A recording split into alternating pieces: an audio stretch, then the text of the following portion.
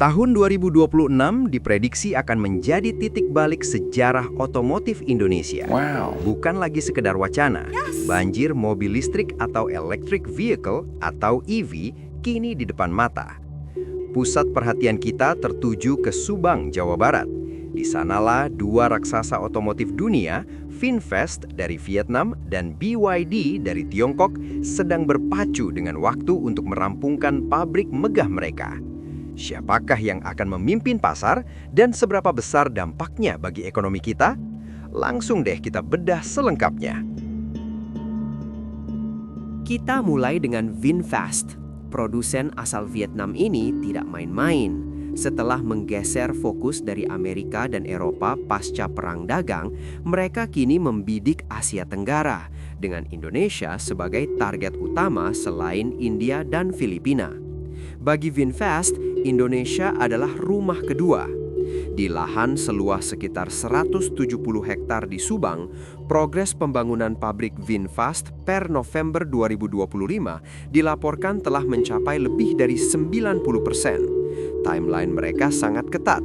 Uji coba teknis atau technical trial dijadwalkan pada Desember 2025 dan produksi massal resmi dimulai pada kuartal 1, tepatnya sekitar Maret 2026. Model pertama yang akan dirakit di sini adalah VF3 karena model ini punya kontribusi volume terbesar dan potensi pasar yang tinggi. Nanti akan disusul model lain secara bertahap. Keseriusan ini didukung investasi awal sebesar 200 juta dolar AS dengan total proyeksi investasi jangka panjang mencapai 1 miliar dolar AS atau sekitar 16 triliun rupiah. Targetnya memproduksi 50.000 unit per tahun di fase pertama dan melonjak hingga 350.000 unit di masa depan. Pemerintah Indonesia melalui Menko Perekonomian Airlangga Hartarto mengapresiasi strategi VinFast, terutama skema sewa baterai yang inovatif. Strategi ini berhasil menekan harga mobil hingga di bawah 200 juta rupiah, sesuatu yang belum pernah terjadi sebelumnya. Ditambah lagi, VinFast berkomitmen meningkatkan tingkat kandungan dalam negeri atau TKDN hingga 80% pada tahun 2030. Tak mau kalah, raksasa teknologi asal Tiongkok, BYD, juga menjadikan Subang sebagai jantung produksi mereka. Di kawasan Subang Smartpolitan, BYD membangun fasilitas yang diklaim akan menjadi pabrik EV terbesar di Asia Tenggara. Bahkan diproyeksikan 2 kali lebih besar dari pabrik mereka di Thailand.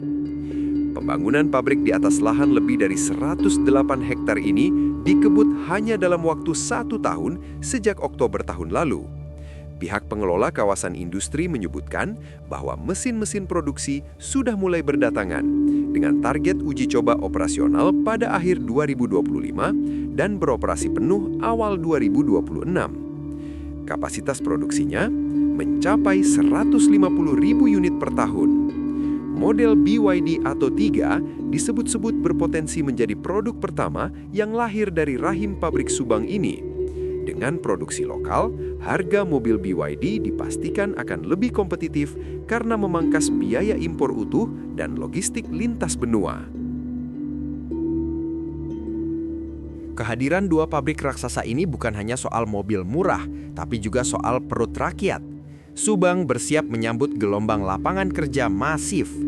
Pabrik BYD sendiri diproyeksikan membutuhkan sekitar 18.000 tenaga kerja. Sementara itu, VinFast di tahap awal diperkirakan menyerap hingga 3.000 pekerja.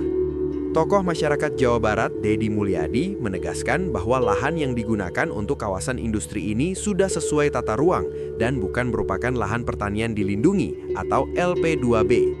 Untuk memastikan warga lokal tidak hanya jadi penonton, persiapan SDM telah dilakukan.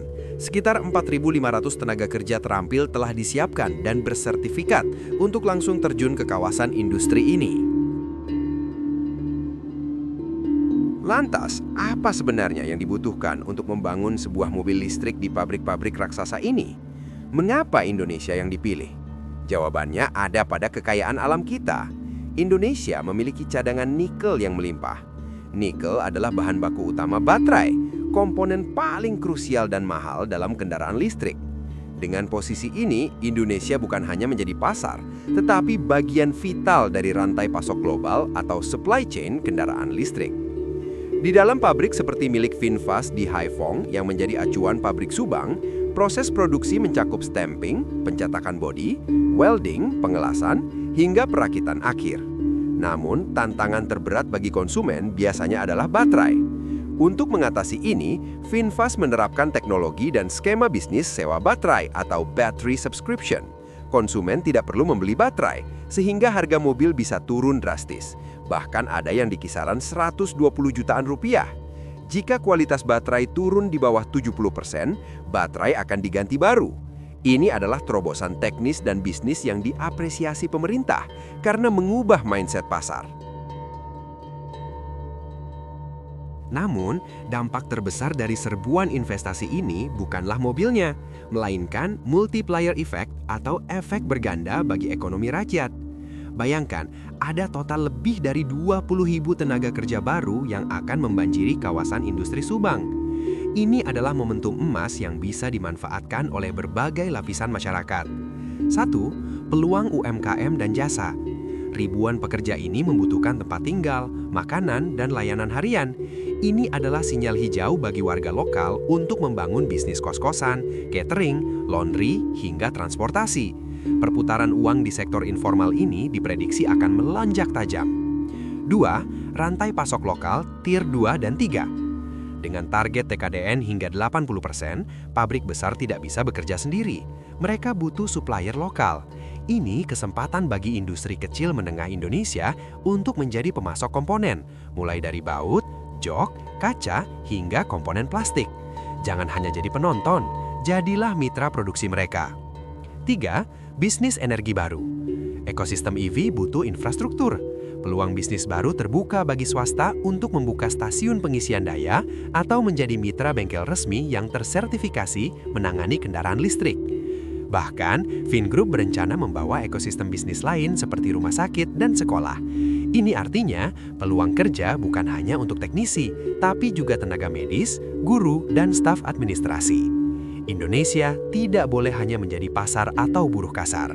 Momentum ini harus dimanfaatkan untuk alih teknologi dan melahirkan pengusaha-pengusaha baru di sektor pendukung otomotif. Namun, mengapa transisi ini begitu krusial? Jawabannya adalah dampak ekologi. Kendaraan listrik menawarkan perubahan lingkungan yang signifikan dibanding kendaraan bensin. Nol emisi gas buang. Berbeda dengan kendaraan bensin yang melepaskan karbon dioksida atau CO2, nitrogen oksida atau NOx, dan partikel berbahaya melalui knalpot, mobil listrik memiliki emisi tailpipe nol. Ini secara langsung mengurangi polusi udara di kota-kota besar yang selama ini menyumbang angka penyakit pernapasan tinggi. Efisiensi energi. Mesin pembakaran internal atau bensin sangat tidak efisien. Sekitar 70% energinya terbuang menjadi panas. Sebaliknya, mobil listrik mampu mengubah lebih dari 85% energi listriknya menjadi gerak. Reduksi polusi suara. Senyapnya motor listrik menciptakan lingkungan perkotaan yang lebih tenang, mengurangi tingkat stres masyarakat akibat kebisingan lalu lintas. Mendukung energi terbarukan. Seiring pemerintah mengalihkan sumber listrik ke panel surya atau energi panas bumi, maka jejak karbon mobil listrik akan terus mengecil hingga mendekati nol, sesuatu yang mustahil dicapai oleh kendaraan bensin. Tahun 2026 akan menjadi pembuktian. Dengan VinFast yang memulai produksi massal di bulan Maret dan BYD yang beroperasi di awal tahun, Indonesia sedang bertransformasi. Dukungan infrastruktur charging station yang sudah tembus 2.000 titik, insentif pemerintah serta transfer teknologi menandakan satu hal, Indonesia sedang naik kelas. Bersiaplah karena era mobil listrik buatan Subang segera tiba. Terima kasih Sobat Bahlul yang udah nyimak sampai selesai. Ditunggu like, komen, dan share-nya ya. Salam sehat, salam sejahtera semua. Wassalam.